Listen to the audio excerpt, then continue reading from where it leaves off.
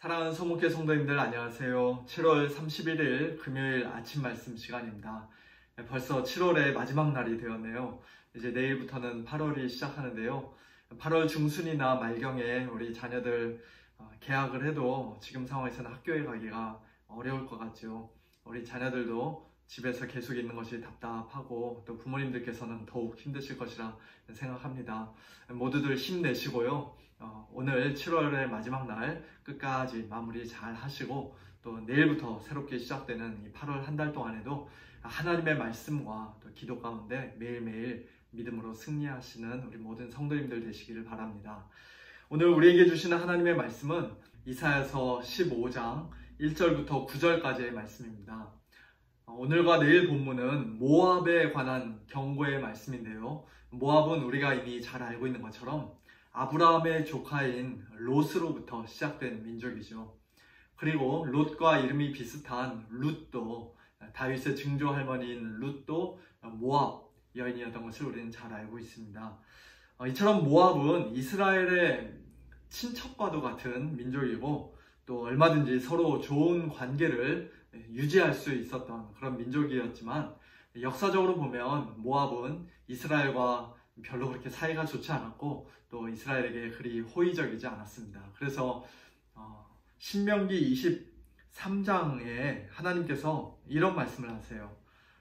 암몬 사람과 모압 사람은 여호와의 총회에 들어오지 못하리니 그들에게 속한 자는 10대뿐 아니라 영원히 여호와의 총회에 들어오지 못하리라. 그들은 너희가 애굽에서 나올 때에 떡과 물로 너희를 길에서 영접하지 아니하고 메소포다미아의 부돌 사람 부올의 아들 발람에게 뇌물을 주어 너희를 저주하게 하려 하였다라고 말씀합니다.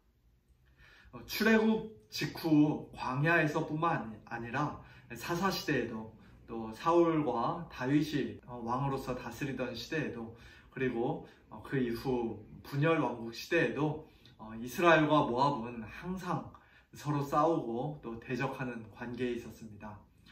오늘 본문 1절에서는 그런 모압이 마침내 멸망하게 될 것인데 특별히 하룻밤에 망하고 황폐하게 될 것이라고 말씀합니다. 하룻밤에 모압 알이 망하여 황폐할 것이며 하룻밤에 모압 기르가 망하여 황폐할 것이라. 모압의 여러 도시들이 하룻밤에 망하게 된다는 말은 아무도 예상하지 못하고 있을 때 어느 날 갑자기 멸망하게 된다는 뜻입니다. 이것은 하나님께서 악인들을 심판하실 때 하나의 공통적인 특징인 것 같아요. 물론 그 전에 하나님께서 수도 없이 여러 번 미리 경고하시고 또 오랫동안 참으십니다만 심판의 날은 하룻밤에 갑자기 임하는 것을 우리가 성경에서 보게 됩니다. 노아의 홍수 때에도 노아가 방주에 들어가던 날까지 사람들이 먹고 마시고 장가들고 시집 가더니 홍수가 나서 갑자기 홍수가 나서 그들을 다 멸망시켰죠. 또 소돔과 고모라가 멸망하던 날에도 사람들이 먹고 마시고 사고 팔고 심고 집을 짓더니 롯이 소돔에서 나가던 날에 갑자기 하늘로부터 불과 유황이 비오듯 하여 그들을 멸망시켰습니다. 바벨론도 그렇게 하룻밤에 멸망했고 또 모압도 그렇게 하룻밤에 멸망하게 될 것이라고 지금 말씀하고 있는 것입니다. 그리고 이 세상 마지막 심판인 예수님의 재림의 날도 옛날 노아의 때와 같이 또 롯의 때와 같이 그리고 바벨론과 모압이 멸망하던 날과 같이 갑자기 임하게 될 것입니다. 주의 날이 밤에 도둑같이 임하게 될 것이라고 성경은 거듭거듭 말씀하고 있어요. 그러나 사람들은 그 날을 두려워하지 않습니다. 하나님께서 아무리 경고하셔도 그들은 조금도 신경 쓰지 않고 완전히 무시하면서 그저 먹고 마시고 결혼하고 나무 심고 집 짓고 장사하는 그런 일상생활에만 열심히 몰두하다가 어느 날 갑자기 하룻밤에 심판의 날을 맞이합니다. 평안하다, 안전하다 그렇게 마음 놓고 있다가 어느 날 갑자기 임하게 될 멸망의 날을 그들은 결코 피하지 못합니다.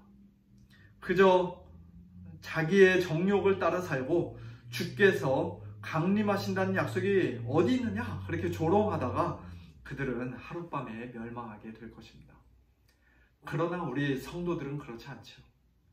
우리는 어둠에 있지 않기 때문에 빛이신 예수님 안에 있는 자들이기 때문에 우리에게는 그날이 도둑같이 임하지 못할 것이라고 말씀합니다. 예수님 안에서 이제 빛의 아들이요 낮의 아들이 된 우리는 계속해서 잠잘 것이 아니라 오직 깨어 정신을 차려야 합니다. 정신을 차리고 믿음과 사랑의 호심경을 붙이고 구원의 소망의 투구를 쓰고 우리의 구원자가 되시는 우리 주 예수 그리스도의 재림의 날을 간절히 사모하며 기다려야 합니다. 오늘 하루도 먹고 마시는 우리 일상생활에 너무 마음 빼앗기지 말고 또 옛사람의 정욕을 따라 방탕하게 살지 말고 또는 코로나 때문에 너무 걱정 근심하면서 살지 말고 오히려 마라나타 주 예수여 오시옵소서 사모하는 마음으로 깨어 정신을 차리고 예수님의 재림을 간절히 기다리는 우리 모두가 될 수 있기를 우리 주님의 이름으로 축원합니다. 오늘 본문인 이사야서 15장으로 다시 돌아와서 2절 말씀부터 쭉 읽어보면요. 모압 여러 도시들이 하룻밤에 망하고 황폐하게 된 것 때문에 모압 사람들이 심히 울고 통곡하고 애곡하는 모습이 묘사되어 있습니다. 자기들의 산당에 올라가서 울기도 하고 또 머리카락을 밀고 수염을 깎고 굵은 배로 몸을 동이면서 애통하기도 합니다. 모압의 군사들도 부르짖고 피난민들도 울부짖습니다. 그 곡성이 모압 사방에 두르고 부르짖는 소리가 모압의 남쪽 도시인 에글라임과 북쪽 도시인 브엘엘림에 즉 모압 온 땅에 가득합니다. 자기 나라가 멸망하는 것을 보고 그 나라 백성들과 군인들과 피난민들이 이처럼 울고 불고 통곡하며 슬퍼하는 것은 너무나도 당연한 모습이라고 할 수 있습니다. 그런데 5절 말씀을 보니까 내 마음이 모압을 위하여 부르짖는도다. 모압 사람이 아닌 또 다른 누군가의 부르짖음과 안타까운 마음이 기록되어 있습니다. 여기서 나는 누구일까요? 이사야 선지자일까요? 아니면 하나님일까요? 이사야서 15장 본문에 나라는 말은 마지막 9절에 한 번 더 등장하는데 거기서는 하나님인 것이 분명합니다. 디몬 물에는 피가 가득함이로다. 그럴지라도 내가 디몬의 재앙을 더 내리되 모압의 도피한 자와 그 땅에 남은 자에게 사자를 무섭고 사나운 사자를 보내서 그들을 다 잡아먹게 하겠다라는 식으로 하나님께서 말씀하십니다. 내일 본문인 16장에서도 나라는 인물이 또 등장하는데요. 거기서도 역시 이 나라는 인물은 모압의 멸망 때문에 슬퍼하기도 하고 또 모압을 심판하기도 합니다. 9절부터 11절까지 제가 한번 읽어보겠습니다. 그러므로 내가 야셀의 울음처럼 신마의 포도나무를 위하여 울리라. 헤스본이여 엘르알레여 내 눈물로 너를 적시리니 너의 여름실과 내 농작물의 즐거운 소리가 그쳤습니다. 즐거움과 기쁨이 기름진 밭에서 떠났고 포도원에는 노래와 즐거운 소리가 없어지겠고 틀에는 포도를 밟을 사람이 없으리니 이는 내가 즐거운 소리를 그치게 하였습니다. 여기서의 나, 10절에서의 나는 모압을 심판하시는 하나님이신 것이 분명하죠. 11절 이러므로 내 마음이 모압을 위하여 수금같이 소리를 바라며 내 창자가 길하레셋을 위하여 그러하도다. 사자를 보내고 또 즐거운 소리를 그치게 하시는 분, 즉 모압을 심판하시는 분은 하나님이신 것이 분명한데 모압의 멸망 때문에 슬퍼하는 인물은 아무래도 하나님이라기보다는 이사야 선지자로 보는 것이 좀 더 잘 어울리는 것 같습니다. 이스라엘의 오랜 대적이었던 모압이 결국 하나님의 공의의 심판을 받아 멸망하게 될 것을 지금 이사야 선지자가 예언하고는 있지만, 그러나 어떻게 보면 먼 친척과도 같은 그 이웃나라, 형제나라의 멸망이 그의 마음을 심히 아프게 했던 것이죠. 우리나라를 그렇게 못살게 굴고 괴롭히더니 너희들 드디어 이제 벌 받는구나. 잘됐다. 고소하다. 그것은 이사야 선지자의 마음이 아니었습니다. 그리고 그것은 분명히 우리 하나님의 마음도 아닙니다. 에스겔서 18장 23절 말씀처럼 하나님께서는 내가 어찌 악인이 죽는 것을 조금인들 기뻐하랴. 그가 돌이켜 그 길에서 떠나 사는 것을 어찌 기뻐하지 아니하겠느냐. 그렇게 말씀하시는 하나님이세요. 32절에서도 하나님께서는 똑같이 다시 한번 말씀하십니다. 죽을 자가 죽는 것도 내가 기뻐하지 아니하노니 너희는 스스로 돌이키고 살지니라. 그들에게 회개를 촉구하십니다. 2000년이 지나도록 예수님께서 왜 재림하시지 않고 이렇게 늦어지는 것입니까? 그 역시도 하나님의 이와 같은 마음 때문이죠. 주의 약속은 어떤 이들이 더디다고 생각하는 것 같이 더딘 것이 아니라 오직 주께서는 너희를 대하여 오래 참으사 아무도 멸망하지 아니하고 다 회개하기에 이르기를 원하시느니라.